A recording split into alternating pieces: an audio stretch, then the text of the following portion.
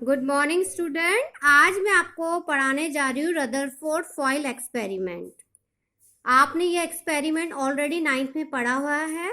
इस एक्सपेरिमेंट को देने वाले अर्नेस्ट रदरफोर्ड थे। उन्होंने अपने को वर्कर के साथ एटम के लिए एक एक्सपेरिमेंट किया और उस एक्सपेरिमेंट के बाद उन्होंने अपने पोस्टुलेट्स दिए और मॉडल दिया एटम का, और साथ में इनके ड्रॉबैक भी हैं।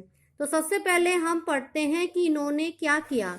इन्होंने एक गोल्ड फॉइल लिया और गोल्ड फॉइल में अल्फा पार्टिकल की बॉम्बार्डिंग की।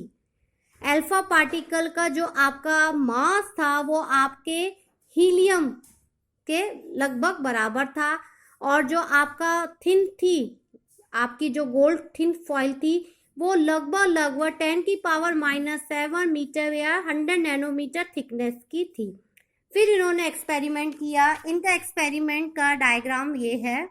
Scattering of the alpha particle by nucleus of gold metal. Alpha particle की उन्होंने बॉम्बार्डिंग की। बॉम्बार्डिंग में उन्होंने करने के बाद उनको ने देखा कुछ बिना आपको टच किए हुए सीधे निकल गए, कुछ अपने कुछ एंगल से आपके डिफ्लेक्शन शो किया, और कुछ तो ऐसे पार्टिकल्स के साथ देखा गया, ऐसा पार्टिकल के साथ डिफ्लेक्शन देखा गया कि जस्ट टर्न बैक हो गए। जब रदरफोर्ड ने ये एक्सपेरिमेंट किया तो उनके बाद उन्होंने अपने एक्सपेरिमेंट के लिए ऑब्जर्वेशन दी। फर्स्ट ऑब्जर्वेशन थी most of the alpha particle pass through the gold foil without undergoing deflection on their original path. उनका मानना था बहुत सारे अल्फा पार्टिकल सीधा सीधा ही निकल गए। उन्होंने किसी भी तरह का फॉइल से टकराना तो दूर, कोई भी डिफ्लेक्शन शो नहीं किया। नेक्स्ट था कुछ अल्फा पार्टिकल डिफ्लेक्ट हुए, टकराकर कुछ एंगल बनाए, और एक अल्फा पार्टिकल माना 20,000 अल्फा पार्टिकल में एक अल्फा पार्टिकल ऐसा था जिसने कम बैक करा, जैसे टकराया और वैसे कम बैक हुआ। ये उन्होंने अपने एक्सपेरिमेंट में ऑब्जर्वेशन देखी। जब उन्होंने ये ऑब्जर्वेशन देखी तो उन्होंने निष्कर्ष निकाला कि ऐसा हो सकता है कि एटम का मोस्ट ऑफ पार्ट कैसा होलो हो। सेकंड, उन्होंने कहा कि जो एंटायर पॉजिटिव पार्ट है वो बहुत ही कम पार्ट है टोटल पार्ट से।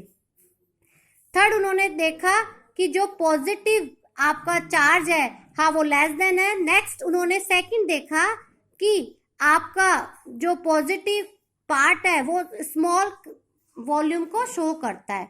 तो उनके अनुसार उन्होंने 3 बातें बताई। फर्स्ट, एटम आपका खाली है, खोखला है, और volume of positive charge atom less than total volume, जो टोटल वॉल्यूम से लेस देन है। फिर उन्होंने रदरफोर्ड ने मॉडल दिया। This is the model of Rutherford.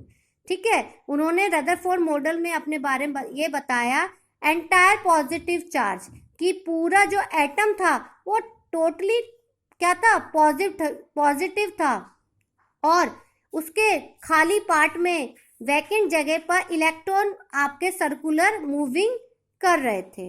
और आपका न्यूक्लियस है, जो बीच का पार्ट है, न्यूक्लियस बहुत साइज में छोटा था आपने एटम से। ये 3 बातें उन्होंने एक्सपेरिमेंट के बाद बताई। फिर अकॉर्डिंग टू द रदरफोर्ड ये बातें नहीं कंसीडर हो पाई एक मॉडल के लिए, क्योंकि कुछ कमियां आई। यदि उनके अनुसार, रदरफोर्ड के अनुसार, यदि ये बात सही है तो ऐसा होगा। कैसा? सबसे पहले वो अपने एटम की स्टेबिलिटी को नहीं बता पाए, कि स्थायित्व को नहीं बता पाए। सबसे इंपॉर्टेंट, उन्होंने इलेक्ट्रॉनिक स्ट्रक्चर नहीं बताया एटम का, किसी भी एटम में उपस्थित इलेक्ट्रॉन के बारे में नहीं बताया।